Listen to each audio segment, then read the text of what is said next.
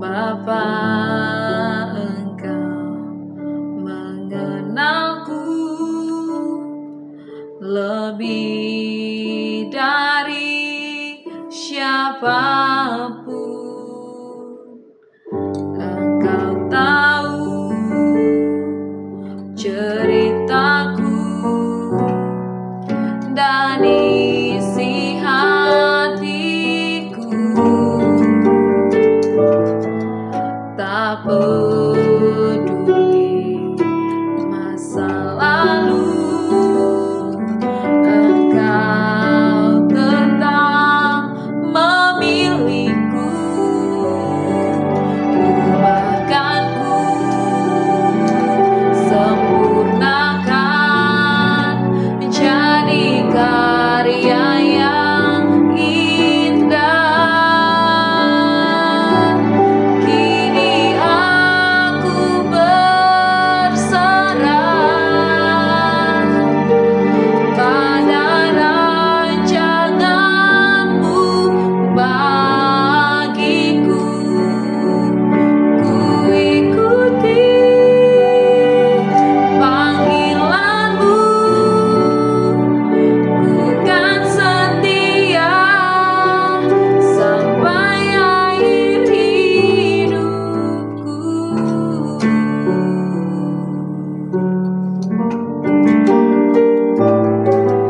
Tak peduli masa lalu, Engkau tetap memilihku. Ubahkanku, sempurnakan menjadi karya yang indah. Kini aku percaya pada rancangan-Mu bagiku. Kuasa-Mu kuatkanku, dasarku berharap. Kini aku berserah pada rancangan-Mu bagiku. Ku ikuti panggilan-Mu, ku kan setia sampai akhir hidupku. Kini aku percaya tiada yang mustahil bagimu. Kuasa-Mu kuatkanku, dasarku berharap. Kini aku berserah pada rancangan-Mu bagiku. Ku ikuti panggilan-Mu, ku kan setia sampai akhir hidupku. Ku ikuti panggilan-Mu, ku kan setia sampai akhir hidupku.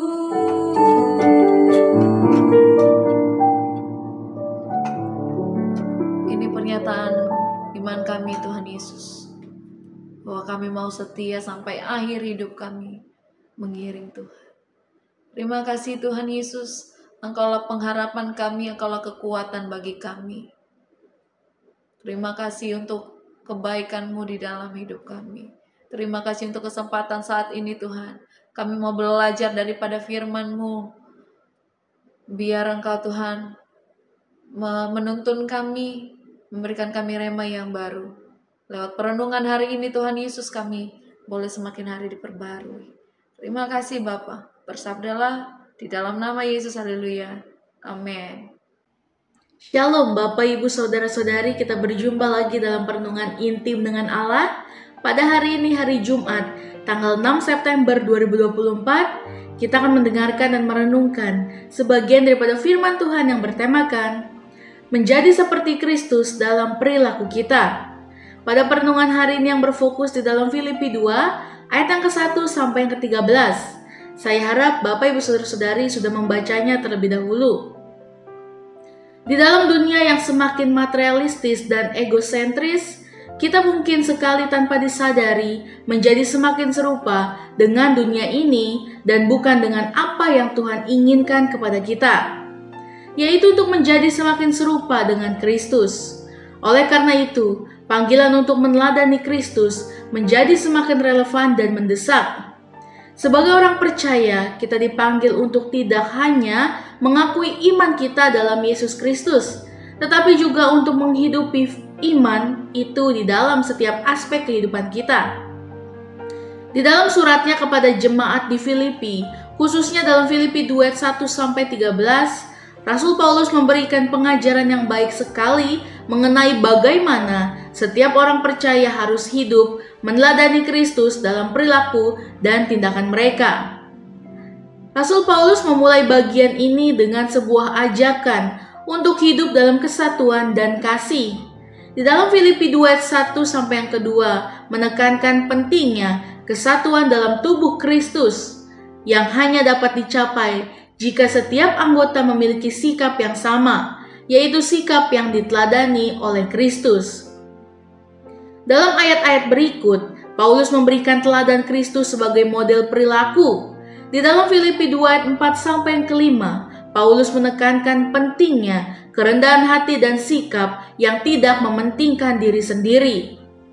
Kristus meskipun dalam rupa Allah, tidak menganggap kesetaraan dengan Allah itu sebagai sesuatu yang harus dipertahankan, melainkan mengosongkan dirinya sendiri, mengambil serupa seorang hamba, dan menjadi manusia. Di dalam Filipi 2 ayat 6 sampai yang ke-7. Kebesaran Kristus tidak terletak pada kekuasaan atau kemuliaannya, tetapi justru pada kerendahan hati dan ketaatannya. Ia taat sampai mati, bahkan sampai mati di kayu salib. Dalam Filipi 2 ayat yang ke-8.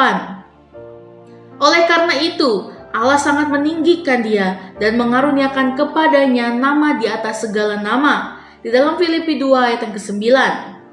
Melalui teladan ini, Paulus mengajarkan bahwa jalan menuju kemuliaan bukanlah dengan mencari kehormatan atau kekuasaan, tetapi melalui kerendahan hati dan ketaatan kepada Allah.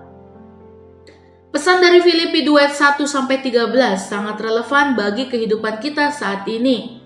Di tengah budaya yang seringkali mengagungkan individualisme dan ambisi pribadi, orang Kristen dipanggil untuk meneladani Kristus dalam perilaku mereka. Ada beberapa aplikasi praktis yang bisa kita ambil dari teks ini. Yang pertama, kita dipanggil untuk mengedepankan kesatuan dan kasih dalam komunitas kita. Kesatuan ini hanya bisa tercapai jika setiap individu dalam komunitas tersebut menempatkan kepentingan orang lain di atas kepentingan diri sendiri. Contoh konkret dalam konteks gereja adalah ketika terjadi perbedaan pendapat dalam suatu pelayanan atau program gereja. Seringkali perbedaan ini dapat menimbulkan konflik jika tidak ditangani dengan kasih dan kesabaran. Namun jika setiap anggota gereja meneladani Kristus dengan menempatkan kepentingan bersama di atas kepentingan pribadi, konflik tersebut dapat diatasi dengan damai. Sebagai contoh, dalam pengambilan keputusan untuk proyek misi atau kegiatan sosial, setiap anggota tim harus mendengarkan pendapat satu sama lain dengan hati yang terbuka dan mencari solusi yang terbaik bagi kemuliaan Tuhan dan kebaikan jemaat secara keseluruhan. Di dunia kerja, kesatuan dan kasih seringkali terabaikan karena adanya persaingan dan ambisi pribadi. Namun sebagai orang percaya, kita dipanggil untuk membawa nilai-nilai Kristus ke dalam tempat kerja kita. Contoh, jika ada rekan kerja yang mengalami kesulitan, menunjukkan empati dan menawarkan bantuan tanpa pamrih adalah cerminan kasih Kristus di lingkungan profesional. Di dalam lingkungan keluarga, kesatuan dan kasih dalam keluarga adalah dasar bagi keharmonisan rumah tangga. Setiap anggota keluarga memiliki peran dan tanggung jawab yang berbeda, tetapi semuanya harus bekerja sama dalam kasih dan saling mendukung. Kesatuan dalam keluarga berarti adanya komunikasi yang terbuka, di mana setiap anggota merasa dihargai dan didengarkan. Contoh di lingkungan keluarga, ketika ada perselisihan antara suami dan istri, mereka harus mengedepankan kasih dan pengampunan, meneladani Kristus yang selalu siap untuk mengampuni dan mengasihi. Lalu yang kedua, kita diajak untuk hidup dengan sikap rendah hati seperti Kristus. Ini menuntun kita untuk tidak mementingkan diri sendiri, tetapi untuk memperhatikan kepentingan orang lain. Dalam kehidupan sehari-hari, ini bisa berarti mengutamakan kebutuhan keluarga, rekan kerja, atau bahkan orang asing di atas kebutuhan kita sendiri.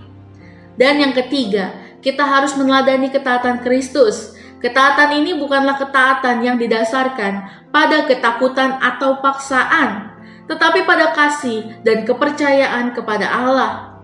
Dalam setiap keputusan dan tindakan kita harus bertanya, apakah ini sesuai dengan kehendak Allah dan apakah ini akan memuliakan Dia. Menjadi seperti Kristus dalam perilaku kita bukanlah hal yang mudah, tetapi itulah panggilan kita sebagai orang percaya. Rasul Paulus melalui Filipi 2 ayat 1-13 telah memberikan teladan yang jelas mengenai bagaimana kita harus hidup. Dalam kesatuan, kerendahan hati, dan ketaatan, kita dapat mencerminkan karakter Kristus dalam kehidupan kita sehari-hari. Dengan demikian, kita bukan hanya menjadi saksi bagi dunia tentang kasih dan anugerah Allah, tetapi juga mendatangkan kemuliaan bagi namanya. Amin. Mari sama-sama kita berdoa. Bapa yang baik, terima kasih Tuhan Yesus untuk perenungan pada hari ini Tuhan. Biarlah Tuhan, bagaimana kami dapat menjadi seperti Engkau Tuhan melalui perbuatan, perkataan, dan perilaku kami Tuhan. Terima kasih Tuhan Yesus untuk perenungan pada hari ini. Biarlah firman ini selalu merema di kehidupan kami. Di dalam nama Tuhan Yesus, haleluya. Amin. Salam sejahtera, Tuhan Yesus memberkati. Shalom.